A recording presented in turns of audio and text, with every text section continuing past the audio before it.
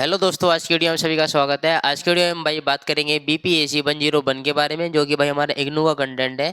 और दोस्तों, जो आज की यूनिट है हमारी यूनिट नंबर 1, जिसमें हम जानेंगे कि लोक प्रशासन की अवधारणा तथा महत्व है। ठीक है दोस्तों, और जो आपका ये वाला यूनिट है, ये वाला यूनिट भाई आपकी इस वाली बुक से है, जिसका नाम भाई लोक प्रशासन। ठीक है, यानी पब्लिक एडमिनिस्ट्रेशन के बारे में भाई ये वाली यूनिट पूरी आपकी होने वाली है। और इस वाली बुक से ठीक है, जितने भी यूनिट हैं इसका अब मैं जल्दी भाई उसको कवर करवा दूंगा। तो भाई आप चैनल पे नए हो तो इसको सब्सक्राइब जरूर कर लेना, ताकि आपके लिए बहुत ज़्यादा हेल्पफुल ये चीज़ें हो सके।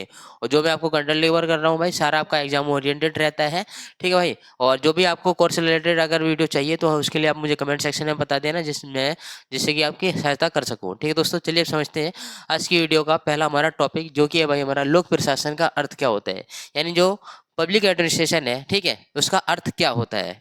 उसका हम अर्थ की हम बात करें तो देखो, जो सरकार द्वारा जनता के हित में नीतियों, योजनाओं और कानूनों को लागू करने की प्रक्रिया को हम क्या कहते हैं, लोक प्रशासन कहते हैं। क्या कहते हैं, लोक प्रशासन कहते हैं। अब जो सरकार है, सरकार विभिन्न प्रकार की नीतियां बनाती है, योजनाएं बनाती है। ठीक है, अब उनको किस प्रकार से लागू करवाना है, किस प्रकार से उनका संचालन करवाना है, यही तो लोक प्रशासन है। लोक प्रशासन कैसा, लोक प्रशासन यानी लोगों का प्रशासन। ठीक है, लोगों का प्रशासन। ठीक है दोस्तों, और देखो बाकी हम बात करेंगे प्रशासन क्या होता है। तो प्रशासन की एक अपनी परिभाषा होती है। क्या होती है, एक अपनी डेफिनेशन होती है। ठीक है, जैसे कि किसी कार्य को योजना बनाकर, संगठित करके, निर्देश देकर और नियंत्रित करके सफलतापूर्वक पूरा करने की प्रक्रिया को हम क्या कहते हैं, प्रशासन कहते हैं। कोई हमने काम लिया, काम में हमने क्या करा, निर्देश बना लिए, योजनाएं बना ली कि हमने इस तरह से काम करना है। निर्देश हमने गाइडेंस रख लिया कि ये काम होने चाहिए, है ना। संगठित यानी ऑर्गेनाइजेशन पूरा बनाया, और वो सब बनाने के बाद में ठीक है, लोगों को निर्देश दिया और चीज़ों को नियंत्रित किया। ठीक है, कौन सा काम कहाँ तक सीमित रहना चाहिए। और उसके बाद में तो ऐसे ही ये सारा काम कैसे हो जाएगा, सक्सेस हो जाएगा। अब ये काम सक्सेस हो गया, तो सक्सेस होने के बाद में तो जो ये प्रोसेस बीच में रहा, इसी को हम क्या कहते हैं, प्रशासन कहते हैं। क्या कहते हैं, प्रशासन कहते हैं। जैसा कि आप लोगों ने देखा होगा कि एक छोटे से हवलदार से लेकर के जो एक बड़े सीनियर ऑफिसर होते हैं, उन दोनों के बीच के मध्य ही सारी की सारी प्रक्रिया पूरी चलती रहती है ना दोस्तों। तो उन्हीं के मध्य की पूरी प्रक्रिया चलती रहती है। तो जो इनके बीच में जो भी चीज़ें आती हैं, योजनाएं बनाते हैं, संगठित करते हैं, चीज़ों को किस प्रकार से क्रियान्वित करना है, किस प्रकार से उनका संचालन करना है, सारा का सारा प्रोसेस आ जाता है भाई। इसी को हम कहते हैं प्रशासन। ठीक है, इसी को हम कहते हैं एडमिनिस्ट्रेशन। ठीक है दोस्तों, और बाकी अगर आप यूपीएससी के लिए भी तैयारी कर रहे हो या फिर एसएससी के लिए तैयारी कर रहे हो, किसी भी गवर्नमेंट एग्जाम के लिए अगर तैयारी कर रहे हो, तो आपका जो ये यूनिट है वहाँ पर भी आपको फुल्ली एग्जाम में मदद करेगा ही। ठीक है, और देखो यहाँ पर लोक प्रशासन के प्रमुख लक्ष्य क्या है, यानी जो लोक प्रशासन है इसके प्रमुख लक्ष्य क्या है ना, ये किन किन लक्ष्यों पर काम करता है। तो देखो भाई, पहला हमारा लक्ष्य है कि जनहित की पूर्ति करना, यानी लोगों को हित को पूर्ति करना है। यानी किसी भी बंदे को ये ना लगे कि मैं सरकार से अलग हूँ, समाज से अलग हूँ, ठीक है, मेरे ऊपर कोई ध्यान नहीं देता है। तो यानी जो भी विडंबनाएं हैं, जो भी समस्याएं हैं, इनको बेहतर तरीके से हल करना ही क्या है, लोक प्रशासन है। क्या है, लोक प्रशासन यानी लोगों की पूर्ति करना, यानी लोगों के पास जो भी सर्विस की कमी है उनकी क्या पूर्ति करना। और हम बात करें इसमें सरकारी नीतियों का कार्यान्वयन। जो लोक प्रशासन होता है, और लोक प्रशासन के अंदर के जो भी कर्मचारी होते हैं वो वहाँ पर काम करते हैं, है ना। तो उसके बाद में वो किस प्रकार से जो सरकारी जो योजनाएं आती हैं, जो सरकारी नीतियाँ आती हैं, उनको किस प्रकार से सोसाइटी में लागू करना है ना, कैसे उनका संचालन करना है, कैसे वहाँ पर उनको नियंत्रित करना है, ताकि समाज में भगदड़ ना मचे किसी भी योजना को लेकर के, कि मैं इस वाली योजना में जल्दी दखल दूंगा और उसके बाद मैं यहाँ से ज़्यादा लाभ उठाऊंगा। तो ये सारी की सारी चीज़ें आ जाती हैं हमारे लोक प्रशासन के अंतर्गत। या फिर हम बात करें कि शांति, ठीक है, जैसे कि सोसाइटी में शांति और व्यवस्था बनाए रखना, ये भी किसका काम है, लोक प्रशासन का काम है। लोक प्रशासन में आपकी पुलिस आ जाती है, आपकी आर्मी आ जाती है ना। प्रशासन तो ये अलग वर्ड है ना। लोक प्रशासन की हम बात करें तो यहाँ पर आपका पूरा का पूरा पुलिस सर्विस में ही पर इसी में आ जाता है। पूरा का पूरा पुलिस सर्विस भाई इसी में आ जाता है, और उसके अंदर व्यवस्था बेहतर तरीके से बन जाती है। और देखो यहाँ पर जन सेवाएं प्रदान करना, यानी जो भी लोगों के लिए जो भी सेवाएं हैं, जैसे कि किसी को अपनी एफआईआर दर्ज करवानी है ना, किसी को कुछ अपना काम करवाना है ना, पुलिस वेरिफिकेशन करवाना है, या फिर जो भी चीज़ें हैं उनको वही होती है क्या, जनहित सेवा। जन मतलब कौन, लोग, और सेवाएं मतलब क्या, सर्विस, यानी लोगों के लिए सर्विस, जो कि कौन कर पाएगा, पब्लिक एडमिनिस्ट्रेशन। ठीक है, यही इसका क्या है, लक्ष्य है। और बाकी हम बात करें सामाजिक एवं आर्थिक रूप से विकास करना। ठीक है, सामाजिक रूप से भी क्षेत्र का विकास करना है और आर्थिक रूप से भी विकास करना है। अब देखो सामाजिक रूप से, जैसे कि अगर समाज है, समाज में क्या बहुत सारी विडंबनाएं हैं, है ना। तो उनको उन कुरीतियों को खत्म करके एक नई सोच को लेकर के आना, ताकि जो समाज है, जो कल तक ये जातिवाद पे लड़ता था, धर्मवाद पे लड़ता था, अब ताकि वहाँ पर क्या थोड़ा बहुत सुधार आए, है ना। और वहाँ पर जो कानूनी व्यवस्था है वो बेहतर तरीके से बनी रहे। और भाई क्या होता है, और होता है आर्थिक रूप से विकास करना। अब आर्थिक रूप से विकास अगर हम बात करें तो यहाँ पर जो सरकारें क्या करती हैं, लोक प्रशासन को ऑर्डर देती हैं। ऑर्डर देने के बाद में जो यही कर्मचारी हैं, अब ये जो कर्मचारी हैं यही क्या करते हैं, आर्थिक रूप से विकास करते हैं, योजनाओं को देख रेख करके, जैसे कि नल की व्यवस्था कर दी है ना, कई बार पानी की टंकी की व्यवस्था कर दी, या फिर जो सोलर पैनल वगैरह लगवा दिए क्षेत्र में है ना, तो देश जो गाँव है वो कैसा आर्थिक रूप से भी विकास हो रहा है। और जब गाँव का धीरे धीरे विकास होगा तो फिर हमारा देश है वो भी ऑटोमेटिक तरक्की करेगा ही। ठीक है दोस्तों, और देखिए हम बात करें यहाँ पर न्याय और समानता स्थापित करना। ठीक है, लोगों के बीच में क्या करना होता है, इसका न्याय को स्थापित करना होता है। और उसके बाद में समानता, यानी कानून के नज़रों में, पब्लिक एडमिनिस्ट्रेशन के नज़रों में क्या है, सभी व्यक्ति समान है, सभी व्यक्ति एक जैसे ही हैं। ठीक है दोस्तों, और हम बात करें यहाँ पर संसाधनों का उचित उपयोग, है ना, जो भी संसाधन है इनका बेहतर तरीके से यूज करना ही क्या है, लोक प्रशासन है ना। लोक प्रशासन क्या करता है, चीज़ों को अच्छे से संगठित करता है, योजनाएं बनाता है, उस हिसाब से ठीक है संसाधनों का बेहतर यूज करता है, ताकि एक रिजल्ट मिले। ठीक है, एक रिजल्ट मिले, एक अच्छा एक परिणाम उनके सामने आए, और जनता और सरकार के बीच में एक समन्वय का कार्य करता है। ठीक है, जैसे कि हमारी ये हो गई यहाँ पर ये सरकार, और इसके बाद में ये हो गया इनके बीच में पुल, और ये हो गई इनकी जनता। ठीक है, ये हो गई क्या, जनता।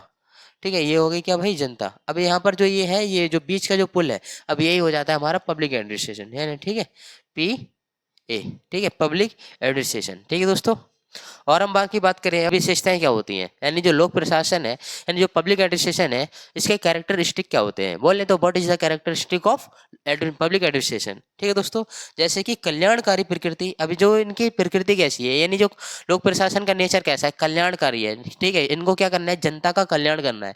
ठीक है, जनता की जो भी सर्विस है, जो भी उनको सेवाएं प्रोवाइड करनी है, वो बेहतर तरीके से बतानी है। जो भी सरकारी योजनाएं आती हैं वो उनको बताना होता है। तो यही क्या है, हमारा लोक प्रशासन का पहला कर्तव्य होता है, पहली विशेषता होती है।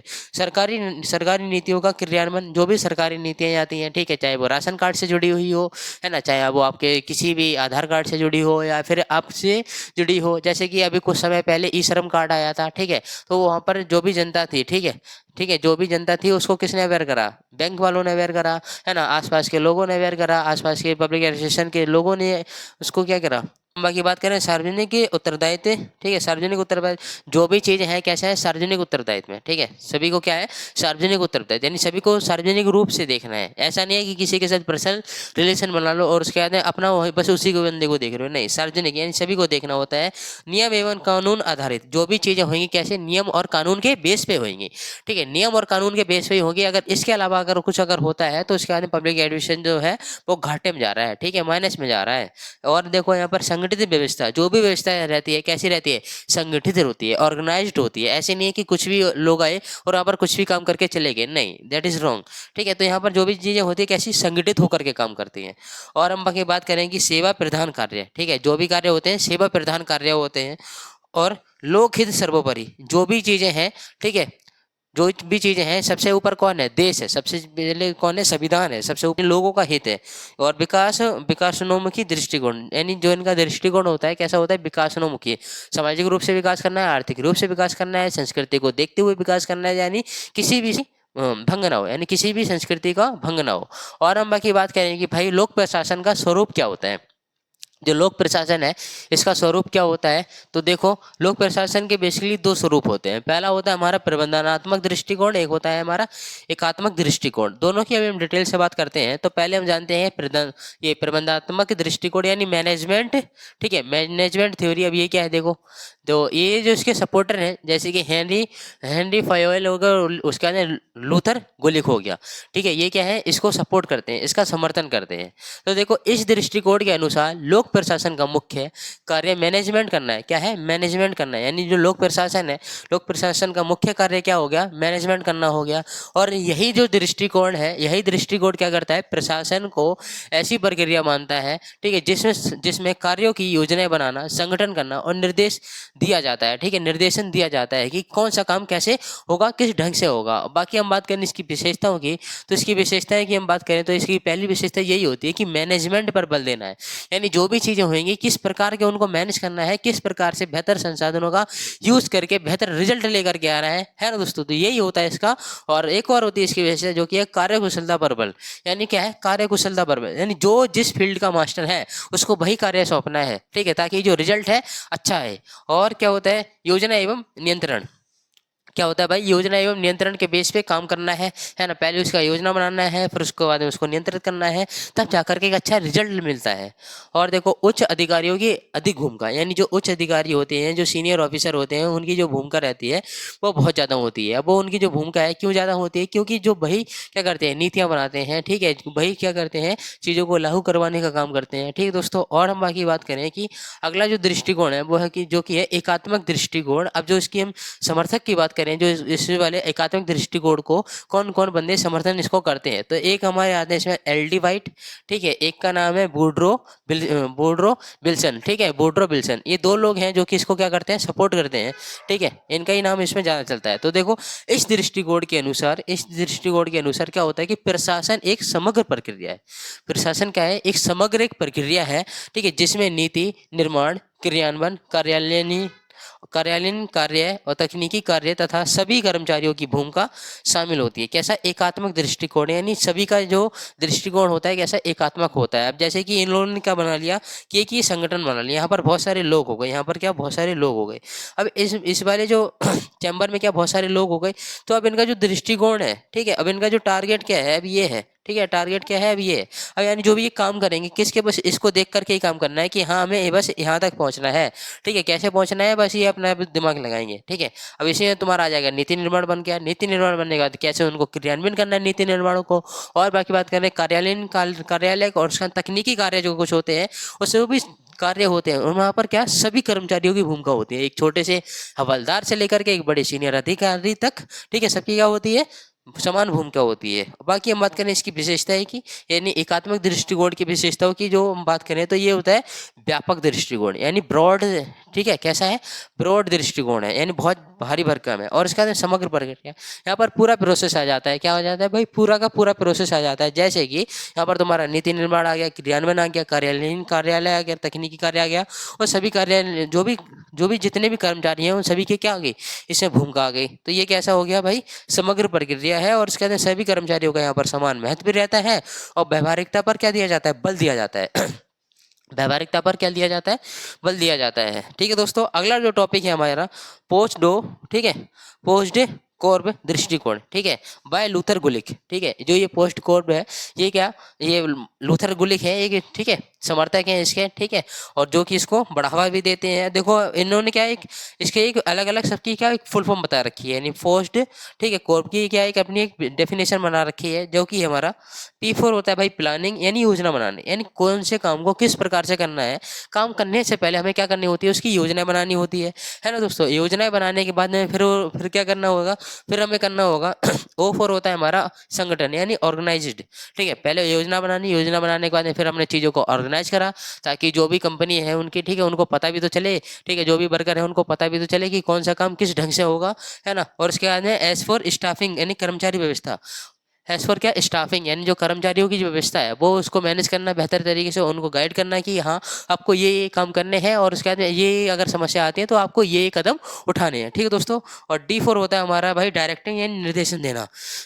D4 होता है डायरेक्टिंग, यानी निर्देशन देना। ये कि लोग क्या करते हैं, निर्देश भी देते हैं, क्या देते हैं, निर्देश भी देते हैं। और Co4 होता है कोऑर्डिनेशन, यानी समन्वय।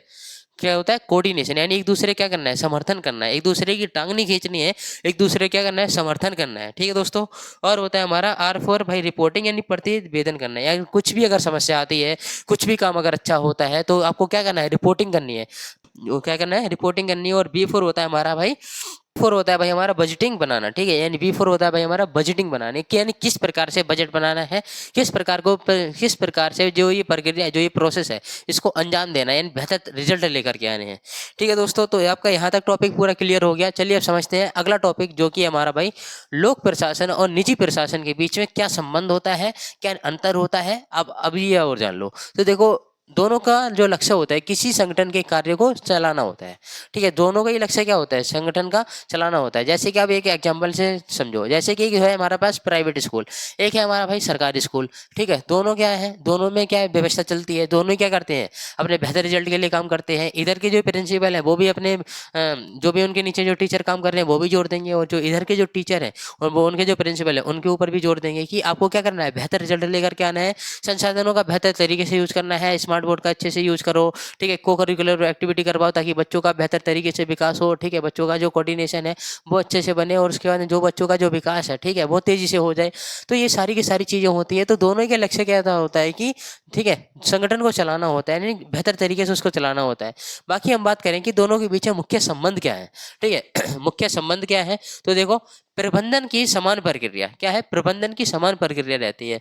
अब जैसे कि जो मैनेजमेंट है, ठीक है, जैसे मैंने ये बताया कि इधर के जो टीचर हैं वो भी अपने बच्चों को बेहतर तरीके से सिखा रहे हैं, और इस साइड जो प्राइवेट वाले हैं ये भी अपने बच्चों को बेहतर तरीके से सिखा रहे हैं। दोनों की लर्निंग जो है ना, ऑल ओवर एकदम वेल एंड गुड हो रही है। तो यहाँ पर क्या है, जो प्रबंधन की जो प्रबंधन की जो प्रक्रिया है, जो मैनेजमेंट का जो सिस्टम है, दोनों साइड क्या है, इक्वल है। क्या है, इक्वल है, यानी समान प्रक्रिया है। और उसके बाद कार्य कुशलता पर बल, यानी जो भी व्यक्ति जिस फील्ड का मास्टर है उसको उसी कार्य को ऊपर सौंप दिया जाता है, और उसके बाद उन बच्चों को बेहतर तरीके से आगे बढ़ाया जाता है।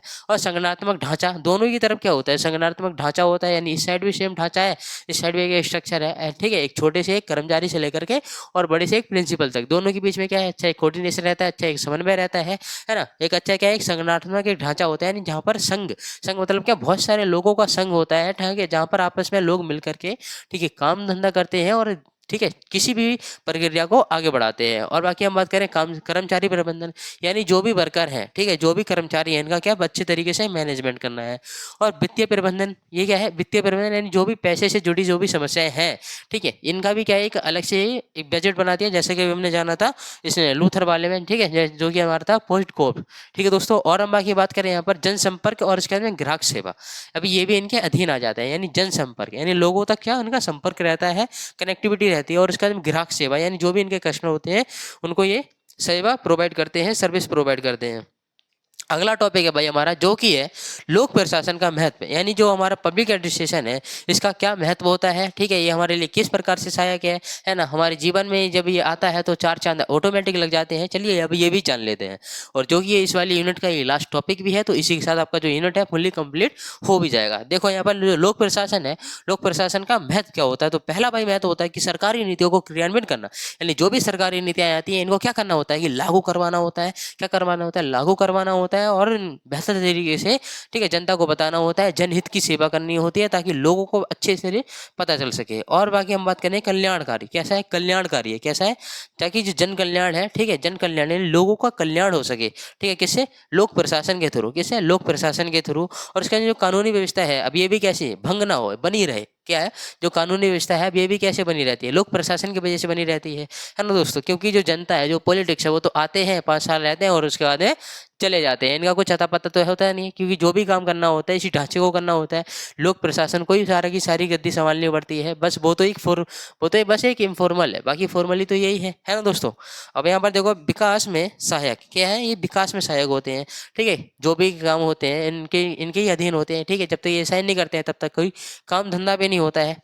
बाकी हम बात करें कि जनता और सरकार के बीच में क्या होते हैं, संबंध होते हैं, और यहाँ पर संसाधनों का सही प्रयोग करते हैं, संगठन प्रबंध, ठीक है, संकट का प्रबंध बेहतर तरीके से करते हैं, और लोकतंत्र को मजबूत बनाने का इनका अच्छे से काम होता है, ठीक है दोस्तों। तो आई होप कि जब आपका यूनिट नंबर 1 है आपको फुल्ली भाई कंप्लीट हो गया होगा और आपको अच्छी तरीके से समझ में आ गया होगा। चलिए अगर वीडियो अच्छी लगी हो तो वीडियो को लाइक कर देना, चैनल को अपने सब्सक्राइब कर लेना, और जो भी आपसे कोर्स रिलेटेड अगर आपको, ठीक है, बात करनी है, तो अगर कुछ भी अगर आपको वीडियो वगैरह चाहिए, ठीक है, तो आप मुझे कमेंट सेक्शन में बता सकते हो, जिससे कि मैं आपकी हेल्प कर सकूं। ठीक है दोस्तों, चलिए मिलते हैं किसी और भी यूनिट में, तब तक के लिए भाई जय हिंद, वंदे मातरम।